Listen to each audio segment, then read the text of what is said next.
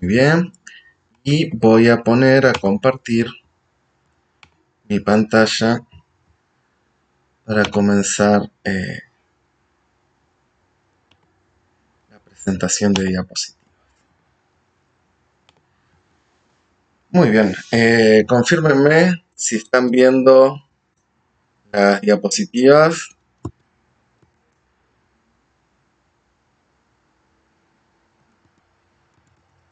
¿Se ve? Perfecto, perfecto. Bueno, entonces vamos a arrancar en sí con la clase. Bueno, seguramente todos ustedes ya estuvieron leyendo el material de la unidad 2, así que vamos a comenzar un poco repasando los conceptos básicos que aparecieron allí, ¿no? Estuvimos viendo ya lo que son las principales partes de todo documento TEI. Cualquier documento TEI que vean de cualquier tipología que sea, ya sea desde un diccionario lematizado hasta una edición digital de un diario, va a tener estos módulos básicos porque son la estructura, bueno, fundamental, ¿no?, de cualquier documento de estas características. En primer lugar, la declaración XML, que son las primeras dos líneas, en donde en primer lugar se declara, parece redundante, pero en términos informáticos es importante, que el documento se trata de un XML, entonces ya cualquier programa al leer esa primera línea de código ya sabe cómo tiene que tratar todo lo que viene después. Luego tenemos en la segunda línea lo que es la declaración del modelo XML, que ahí es donde ya en la clase anterior habíamos visto que tenemos que definir el esquema. Recuerden que nosotros cuando estamos comprobando si el documento está bien formado y es válido, cuando decimos que está bien formado, lo que estamos diciendo es que cumple con las reglas de cualquier XML, pero cuando decimos que es válido, estamos diciendo que cumple con las reglas concretas de un modelo de TEI que está especificado en ese esquema que para nosotros asociarlo al documento TEI en el que estamos trabajando, tenemos que declararlo en esa segunda línea del modelo XML. A partir de ahí empieza lo que es el TEI propiamente dicho. Y eso se marca con la etiqueta de apertura del elemento raíz, el elemento TEI. Había una pregunta que había aparecido en el foro, justamente tenía que ver con esto, con la declaración de espacio de nombre y el elemento raíz, ¿dónde estaba? En realidad el elemento raíz está, como todo elemento XML, en su apertura y en su cierre, o sea, hay dos lugares donde está, la etiqueta de apertura y la etiqueta de cierre.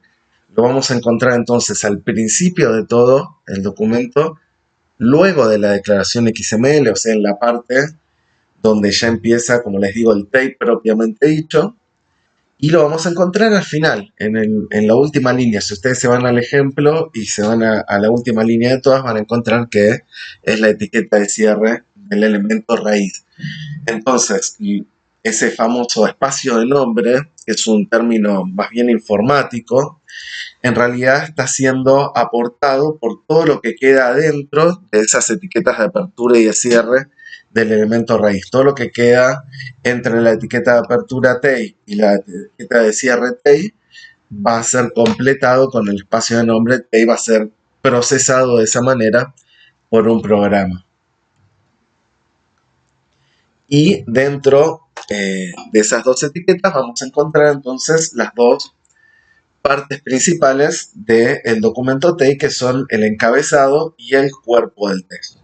Hoy me voy a enfocar un poco más en lo que es el encabezado, porque la próxima clase vamos a trabajar más en el cuerpo del texto. Así que por eso vamos a ver primero un encabezado, pero quería para esta clase mostrarles no solo el encabezado de ejemplo de lo que venimos trabajando nosotros, sino un encabezado un poquito más elaborado de un proyecto también del Laboratorio de Humanidades Digitales que dirige Jimena, que se llama Poesía Medieval, y que es un proyecto que para mí es muy querido porque fue el primer proyecto en el cual yo empecé a trabajar con T y con edición digital, y a partir del cual después me decidí a tomar esa temática para mi proyecto de tesis. Vamos a ver, sí, sí, te escucho. No, está bien.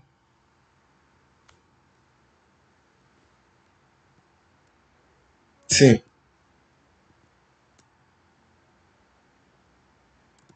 sí, decime.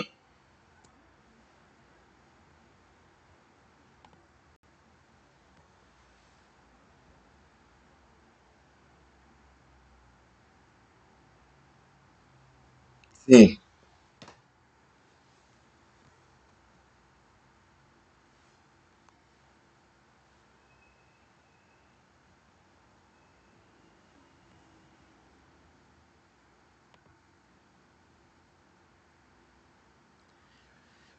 sí,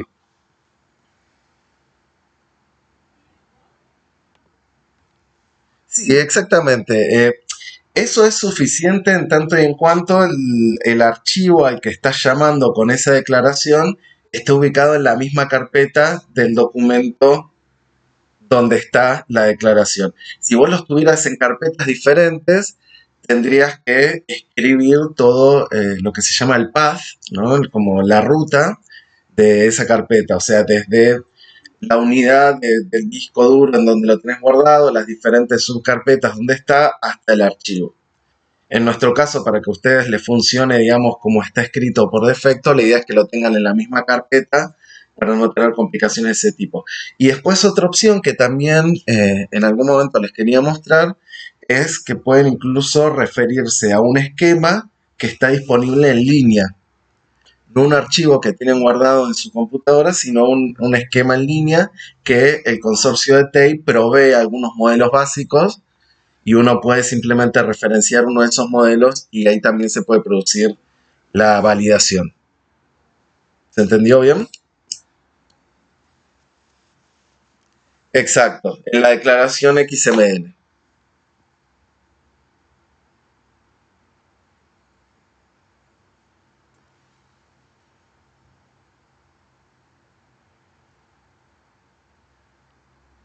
Sí,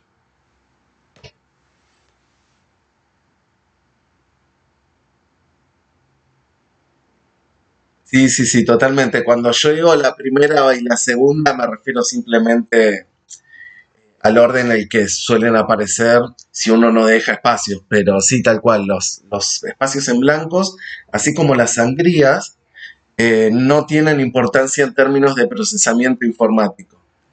No varía la forma en la que después se va a visualizar el texto ni nada de eso. Sí, por ahí todos esos elementos está bueno controlarlos un poquito en términos de legibilidad humana, ¿no? Que el documento nos resulte claro. No, por nada, por nada.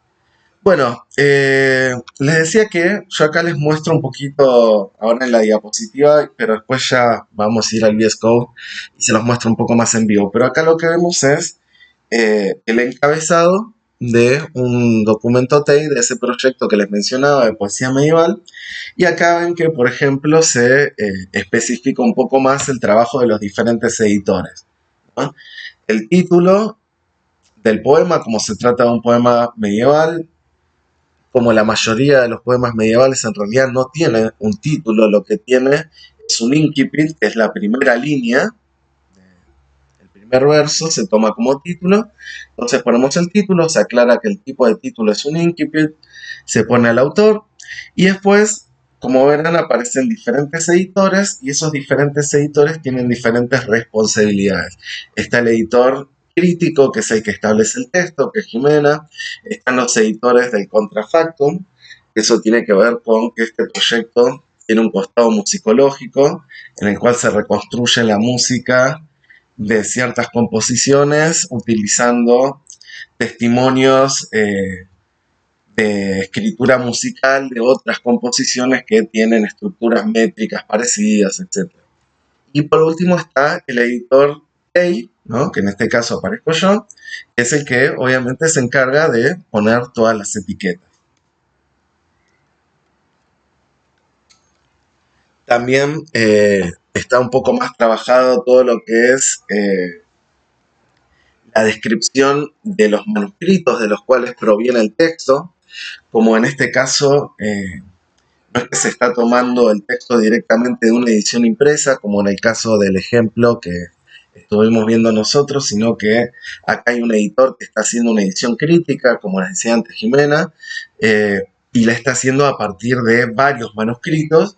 Entonces, en el encabezado utilizamos todo un aparato de elementos que tiene que ver con la descripción de manuscritos y que nos permite entonces, como les decía, introducir, ¿no?, los diferentes manuscritos, en qué localización en cuanto a los folios aparece este texto en particular.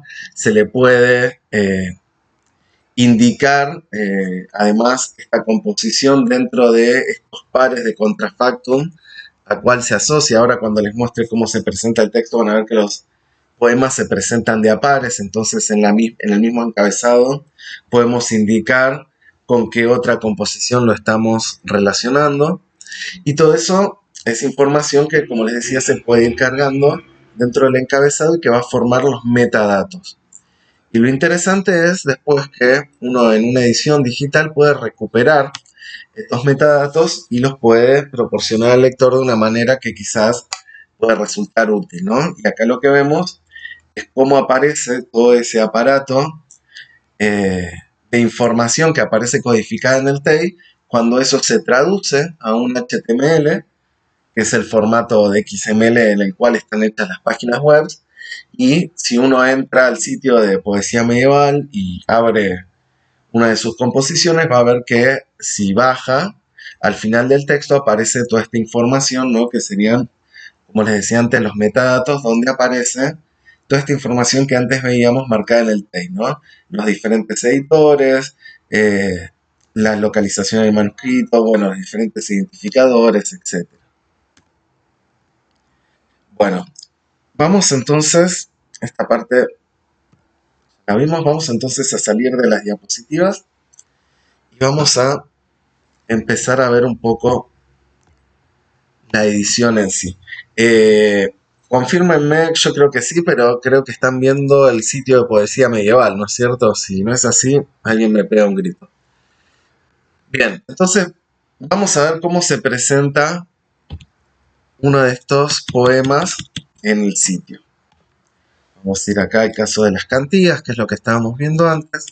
Vamos a elegir cualquiera de los pares al azar. Y como les decía, lo que vemos son dos poemas, ¿no?, que se presentan en paralelo. Esto es porque, como les decía, parte del proyecto tiene que ver con tomar dos composiciones con una estructura métrico-rimática similar o lo suficientemente similar, de las cuales de una se conserva la notación musical y de la otra no.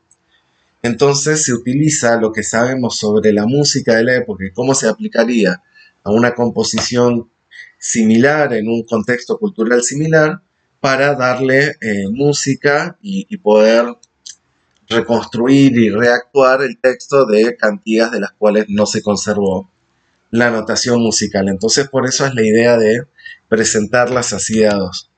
Acá, por ejemplo, esto creo que en la unidad anterior lo marcábamos, ¿no? Tenemos esto de que aparecen las rimas. Cuando yo paso el cursor por arriba de la sílaba final, se van iluminando y se van iluminando todas las que coinciden. Y eso tiene que ver con etiquetas TEI que están marcando la rima. Y si me voy para abajo de todo, verán que aparece la partitura, ¿no? Está la parte que les decíamos psicológica, y luego los metadatos que veíamos antes. Y esto, si lo vemos ahora en el VS Code, voy a dejar de compartir un momentito, voy a volver a compartir, pero la pantalla del VS Code,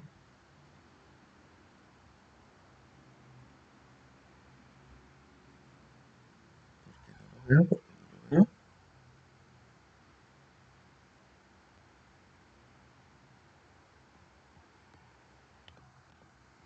No veo mi pantalla de VS Code.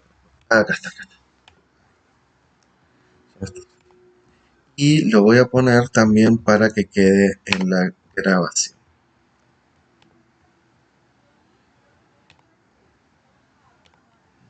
De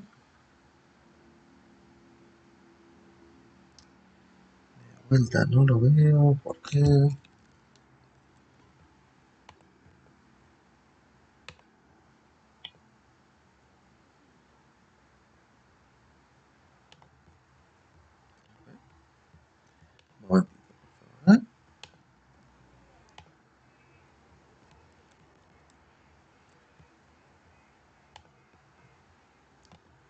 Dale.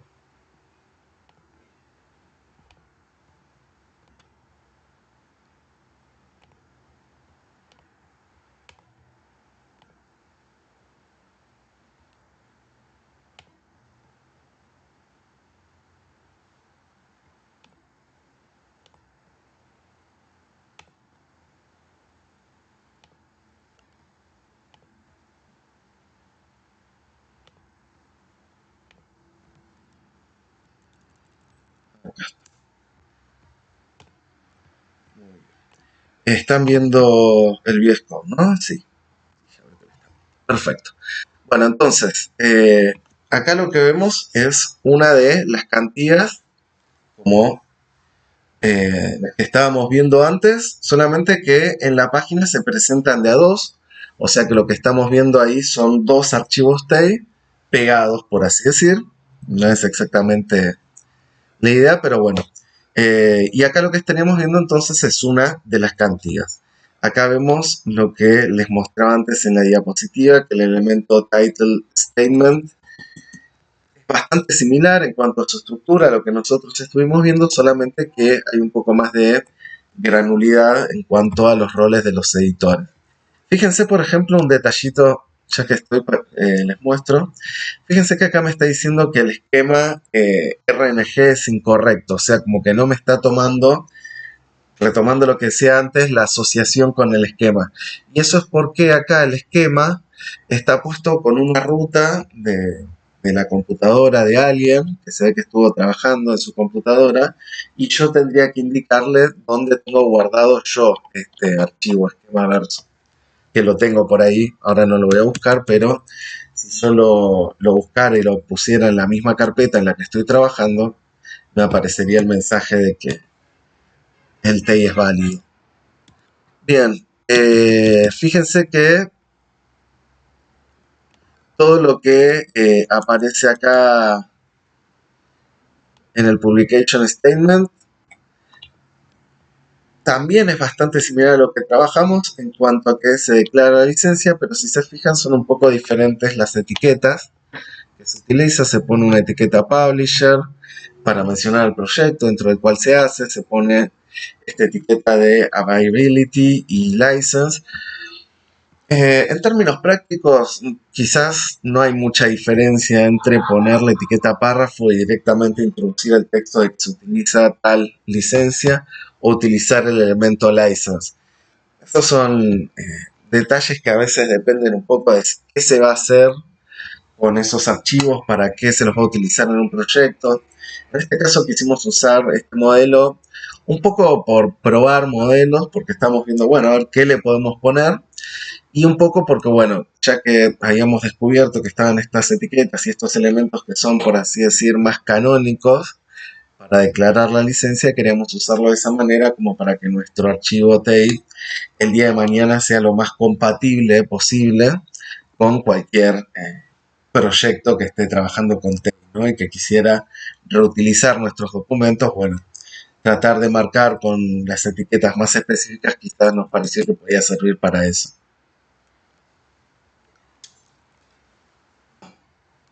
Bien, luego tenemos la descripción de la fuente, la source description, y acá es probablemente la parte que, como les decía, es más diferente de lo que estamos trabajando nosotros, porque en lugar de una sola fuente impresa, lo que tenemos son varios manuscritos. Fíjense que acá se especifican, ¿no?, que son 3 los manuscritos donde se conserva esta composición. A cada uno se le asigna un identificador.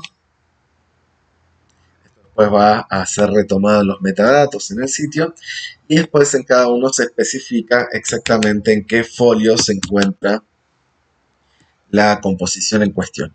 Y recién después, una vez que se cierran todas estas etiquetas de la descripción de la fuente y termina el encabezado, empieza el texto propiamente.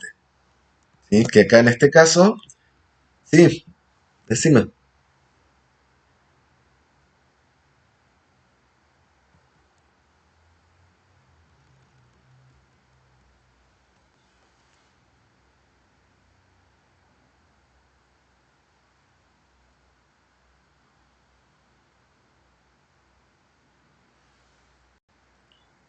Ah, acá. Sí, bien. Eh, en realidad, ojo que el elemento es ref. Target es el atributo. Nada, solo para clarificar terminología. Y esto lo que se está refiriendo es, dice que yo les decía que lo que hacemos es conectar una cantidad con otra, ¿no? Como ponerlas en relación. Acá lo que se está especificando es cuál es la cantidad con la cual se conecta esta de este documento. Estamos diciendo que esta es la cantidad base. Base significa que esta es la que tiene la música, esta es la que conservó la música, y la otra cantidad, esta DH508, si yo la busco, y la voy a buscar, así que dame un minutito, la tengo por acá, DH508,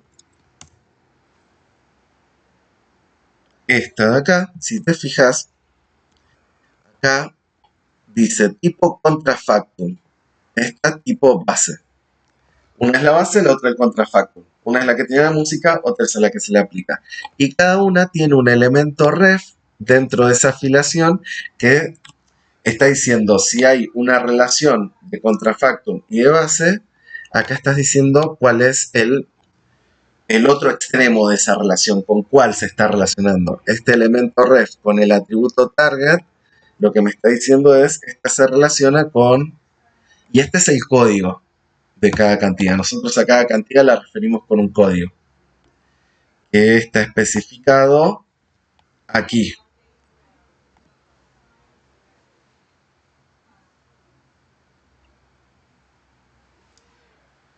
No, no serían diferentes versiones de un mismo documento. Son dos documentos diferentes que están destinados a ser presentados juntos. Tienen una relación de trabajo entre uno y el otro. Cada uno es una composición diferente, pero como nosotros los vamos a presentar juntos, cada uno en su codificación indica con cuál otro se debe juntar. Esa sería la idea.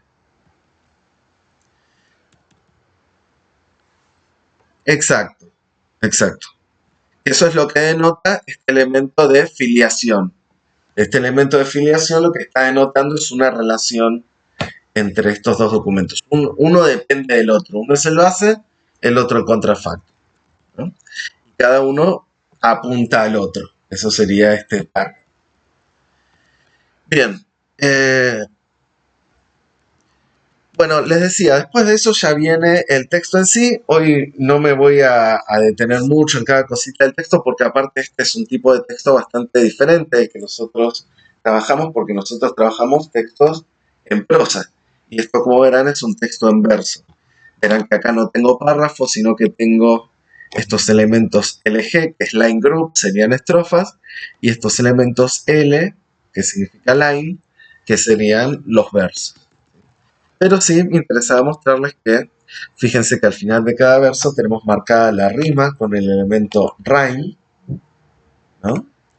Cada rhyme además tiene un atributo que es su etiqueta, que le permite identificar a la computadora, por ejemplo, que eh, este final de sílaba y este final de sílaba, todos tienen la misma rima, porque todos tienen la misma etiqueta. Entonces, cuando yo paso el cursor por arriba, todos se ponen en color negrita, ¿no? Era un poco para mostrarles la relación entre el TEI y cómo eso después se presenta en una pantalla. Hasta acá, vamos bien. ¿Me quieren hacer alguna pregunta? No. Quiero revisar, tengo acá abierto el foro de la unidad 2 a ver si había alguna pregunta más, como la del espacio de nombre, que quizás me sea más fácil contestar aquí con el VS Code abierto, que simplemente por mensaje. A ver,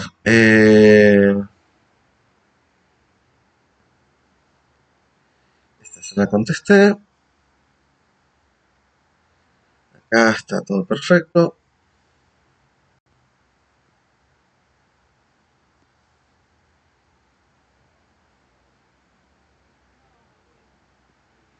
Bien.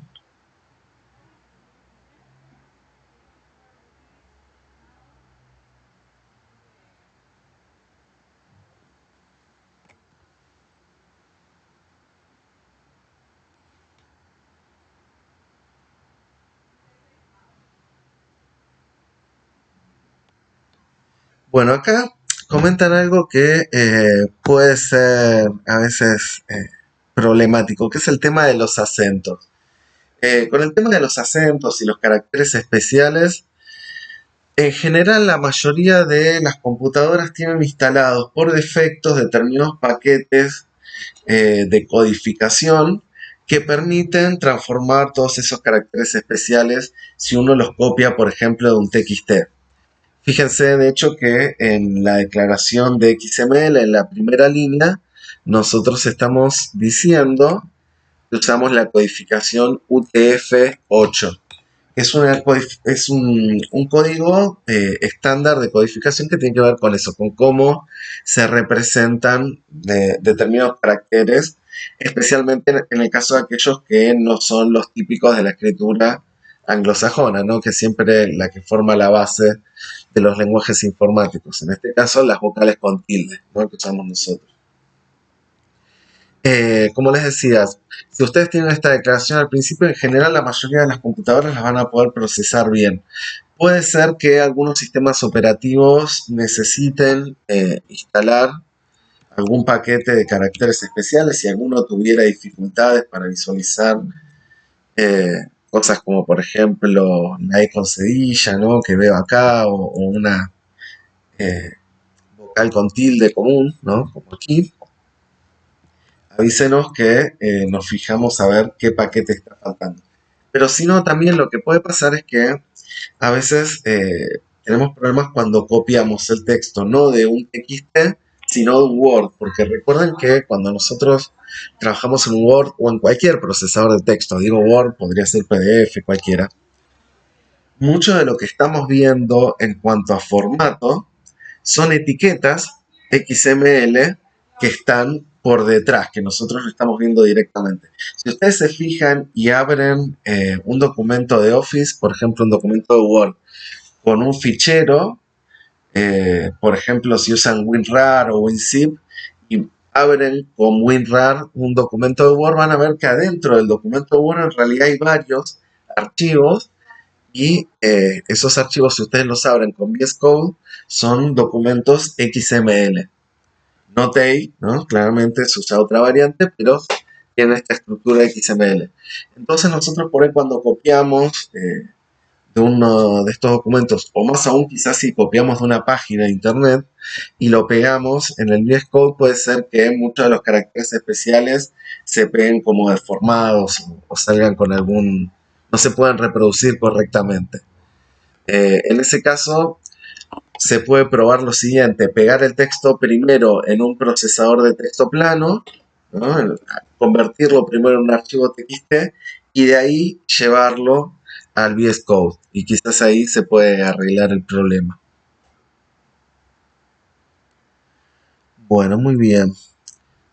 Bueno, lo del espacio de nombre ya lo comentamos. Bien, del foro no me queda más nada. Bueno, vamos a seguir adelante entonces con esto de los ejemplos. Quería mostrar un ejemplo que a mí siempre me parece interesante, que es un ejemplo de una edición crítica y cómo se puede usar TEI para la presentación de un trabajo de crítica textual. En este caso, el texto editado es de Oratione Dominica, eh, que de vuelta se trata de un texto medieval que se conserva en varios manuscritos, entonces se trata de una edición. En este caso no es en realidad una edición crítica a partir de varios manuscritos, sino que se toma un códice único, pero como verán, acá lo que estamos viendo es el texto. Pasé rápidamente el encabezado porque no me quería detener en este, pero como verán, apenas entramos en el texto, la densidad de etiquetas es tremenda, ¿no? No es la idea que entiendan todo lo que está pasando ahí, pero solamente para meternos en un ejemplo y ver lo que está pasando. Acá lo que tenemos son muchas abreviaturas. Si ustedes alguna vez vieron un texto medieval manuscrito, seguramente habrán visto la cantidad de abreviaturas que se utilizaban para eh, aprovechar el material de escritura, que era bastante caro, y para también facilitar el trabajo de copia de manuscritos que a veces eran obviamente muy extensos. Entonces lo que tenemos es que los editores, cada una de esas abreviaturas las están desarrollando, pero las están desarrollando dejando constancia, en primer lugar, de que ahí había una abreviatura y luego de qué es lo que aparece concretamente en el texto y qué es lo que ellos agregan como desarrollo de la abreviatura, indicando además una, una aclaración, se me acaba, por ejemplo, indicando además, como decía, una información a través de este atributo sobre cómo se indica la abreviatura. En este caso se pone en la línea de arriba como la T chiquita por arriba y eso es lo que marca la abreviatura. Ahora, eso, fíjense, ¿no? A lo largo de todo el texto con cada uno de los detalles de la presentación manuscrita. Lo interesante es cómo se ve esto. Ahora voy a salir del VS Code y voy a volver a compartir la pantalla del navegador. Denme un momentito que tengo que hacerlo por separado en dos lugares para que quede la grabación. Por eso tarda un poquito.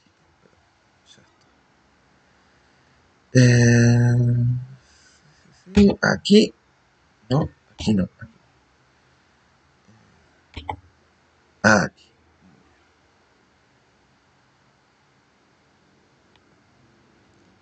Ok.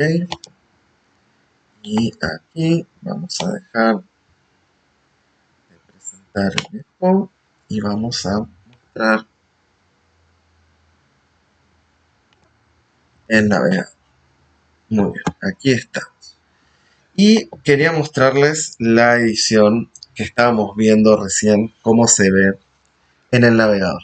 Y acá me encontré con algo bastante penoso cuando fui a verla. Yo este es un ejemplo que uso ya hace unos cuantos años, porque justamente me parece muy interesante lo que hicieron. Y esto está publicado en una revista de ediciones digitales que les voy a mostrar el sitio oficial de la revista. Es esta Scholarly Editing, tiene cosas muy interesantes. Pero me enteré que decidieron hace poco archivar todos sus números viejos. Y si uno va a los números, lo que vemos es que aparece el número del año pasado, el volumen 40, y el del año anterior, el 39. Eso sí aparecen con la visualización completa, que es muy bonita, como verán. Las ediciones, la verdad que se ven excelentes. Les voy a mostrar una cualquiera rápidamente para que vean cómo es. Fíjense que es bastante placentera la vista y bueno, además son ediciones que tienen un montón de herramientas, ¿no? Que se les puede utilizar. Un poquito en cargar, pero a ver.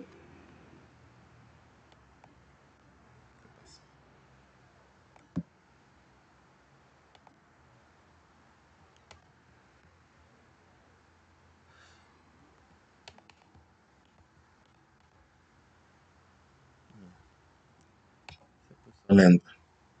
Vamos a recargar. Bueno, la cuestión es que si uno se va a los números anteriores, la edición que yo les quería mostrar salió en el número de 2016.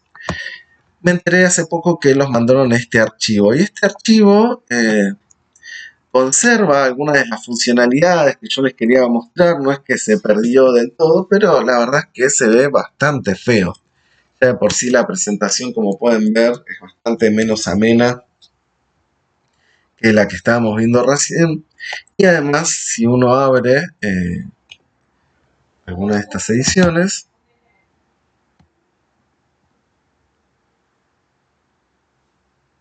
ay,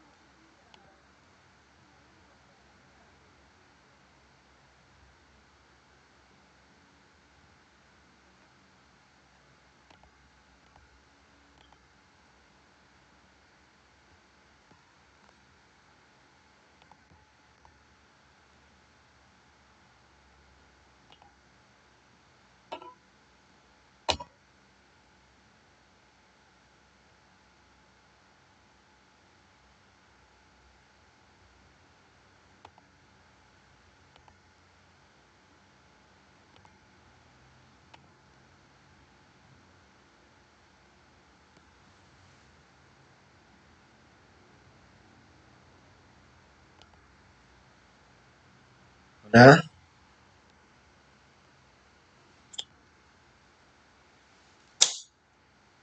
hola, ¿cómo están? Perdón por la interrupción, se me cortó la luz y tuve que reiniciar el modem, así que estaba sin conexión por unos minutos. Perdón por la interrupción.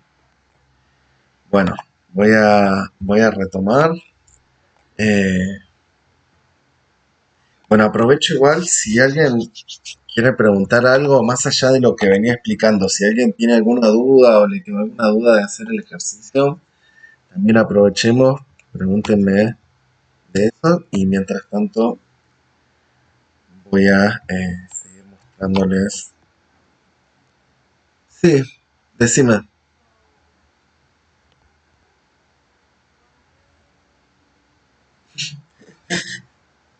No, pero está perfecto, mejor preguntar.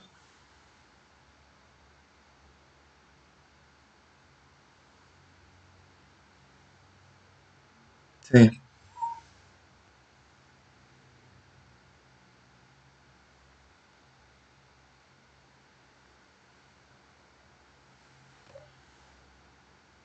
sí.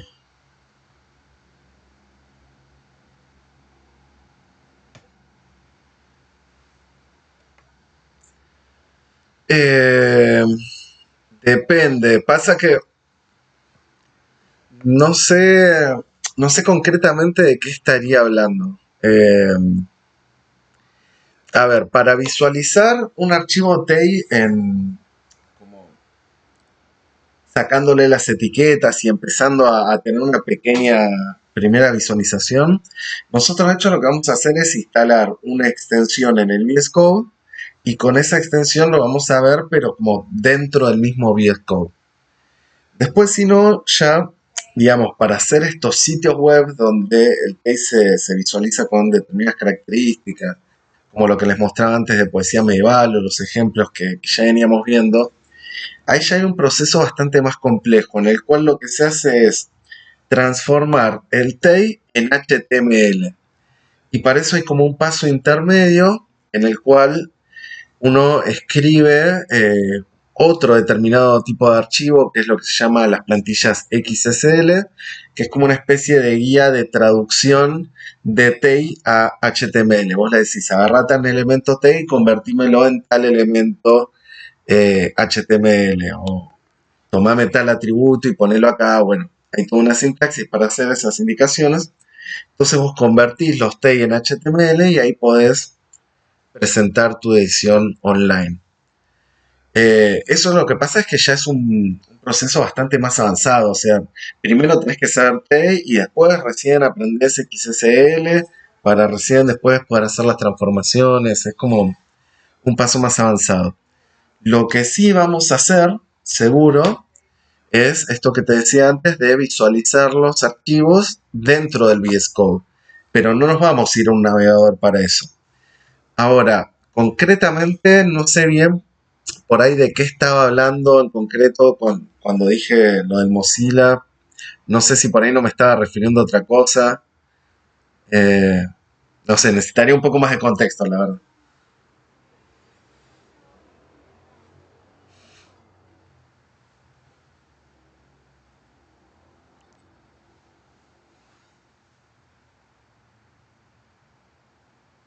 No, no, no es tan sencillo.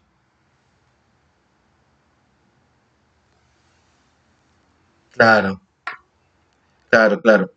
A ver, hay algunos sitios web de proyectos relacionados con TEI que te permiten subir tus archivos TEI y ya te empiezan a mostrar determinadas cosas. Pasa que ahí siempre te estás moviendo dentro de el software o el entorno de publicación de ese proyecto, ¿no? Que hay mucha gente que los usa y es muy válido, se pueden lograr cosas muy buenas. Por ejemplo, con uno que se llama Tape Publisher, que se los voy a pasar por si quieren chusmear. A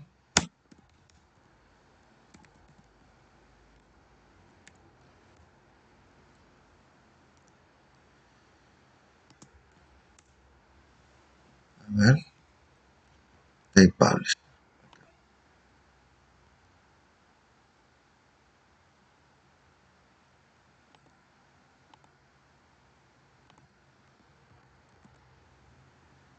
Vamos al chat y si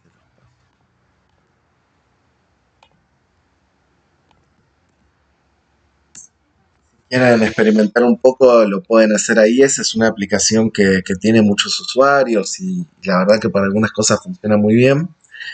Eh, lo que tiene ese tipo de publicación que a mí, por ejemplo, me parece que hay que pensarlo dos veces antes si uno está haciendo un proyecto a largo plazo y quiere ver cómo publicarlo, es que nuestra publicación siempre termina estando subida en el servidor o en el sitio de Tape Publisher.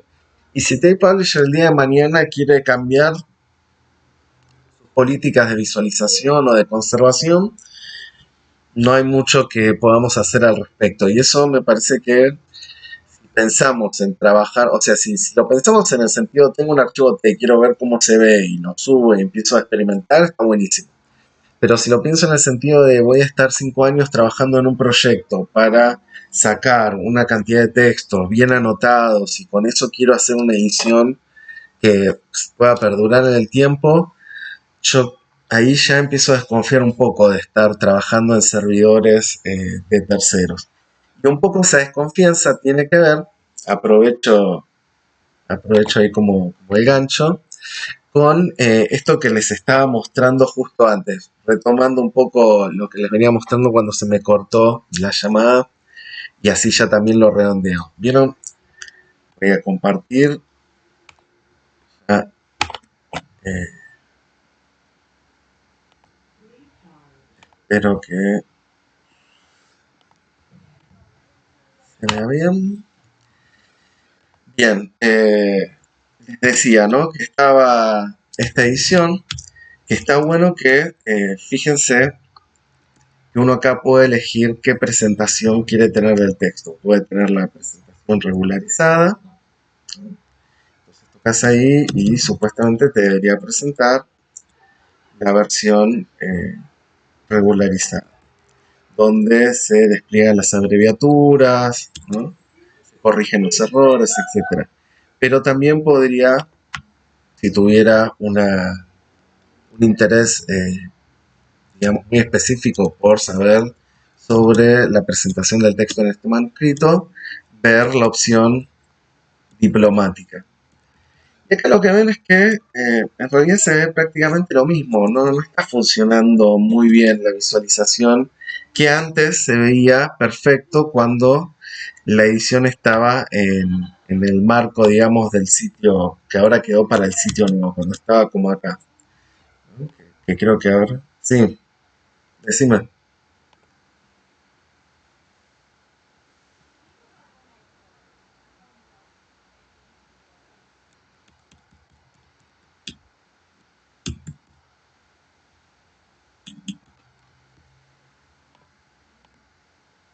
Sí,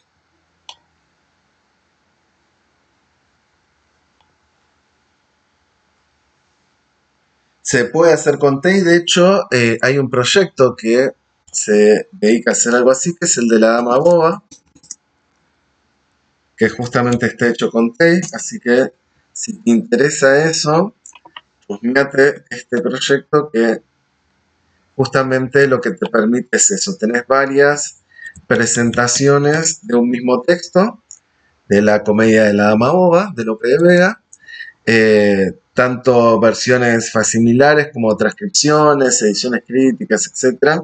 Acá uno puede seleccionar cuál quiere ver en cada uno de las columnas y después podés ir emparejando, ¿no? Acá de acuerdo a lo que vos estás viendo, por ejemplo, si acá estoy en el folio 5 y quiero ver esto en esta otra versión, le doy,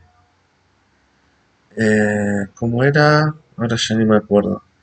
Pero bueno, había una forma de emparejarlos en la cual te busca automáticamente esa misma parte acá en esta otra versión. Lo paso por el chat para que lo tengan.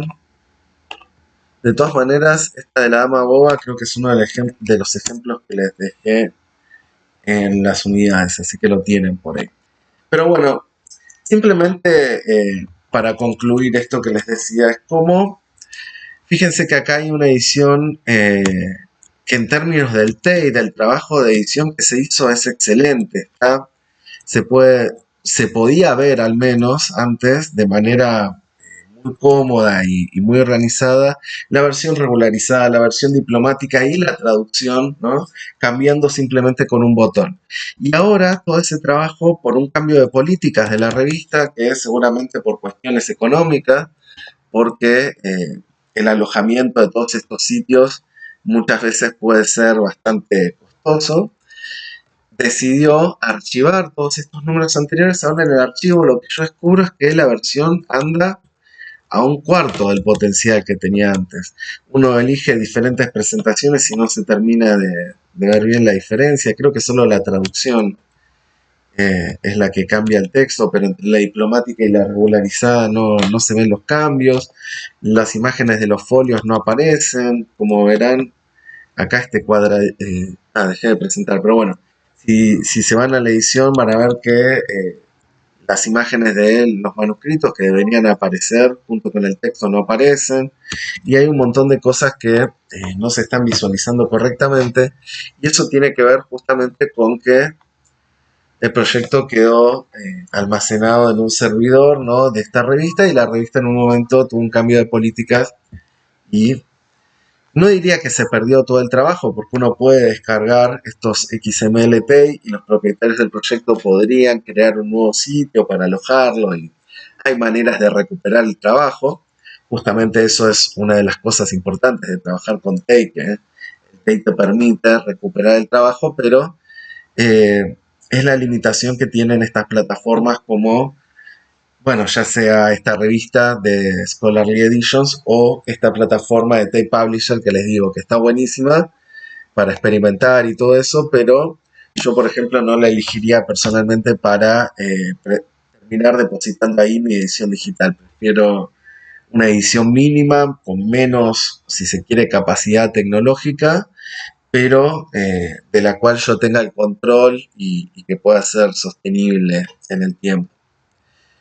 Bueno, nos estamos acercando a las 6, no los quiero retener después de hora, pero sí, si queda alguna pregunta más, alguna duda que quieran hacer, no se lo guarden.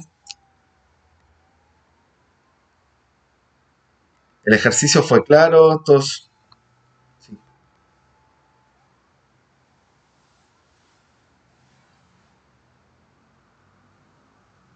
decime.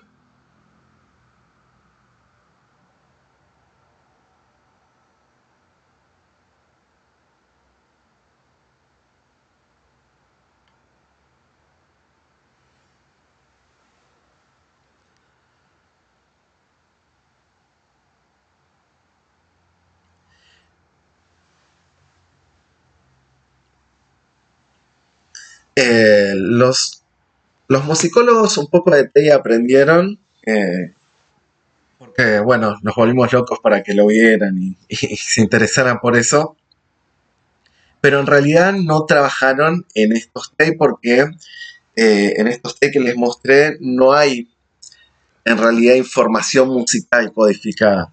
Pero es interesante que, inspirado en la TEI, en la Text Encoding Initiative, ya hace unos años se creó la MEI, que es la Music Encoding Initiative, que es también un conjunto de etiquetas XML que se utiliza para codificar música, particularmente música escrita, ¿no?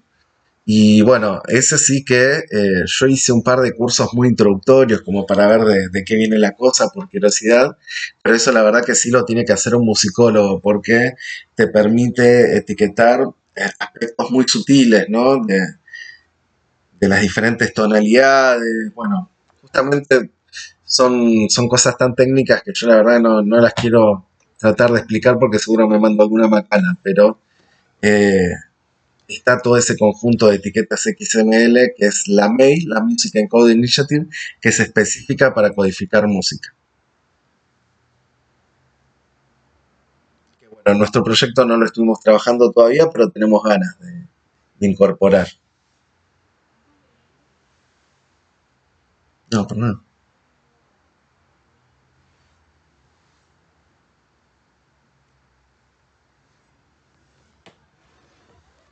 Ajá. Wow.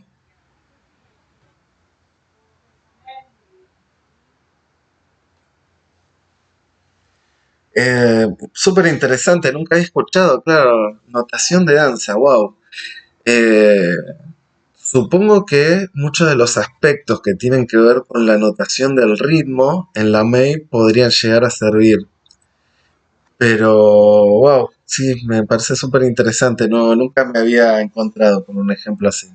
Mira qué piola.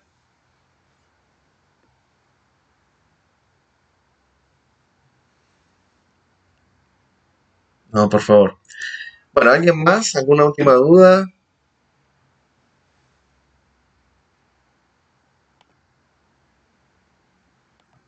¿Estamos? Bueno, vamos a seguir concluyendo por hoy. Perdón por la interrupción. Eh, Les voy a subir muchas dudas. Bueno, cualquier cosa, si llegan a tener dudas concretas en el medio de la semana, pueden ir dejando en los foros. Y les voy a subir lo que sería como el ejemplo resuelto. Lo voy a ir subiendo a la carpeta de Matenes XML. Igual ya estuve viendo que en los foros ya varias personas estuvieron subiendo sus ejercicios que están muy bien. Así que tienen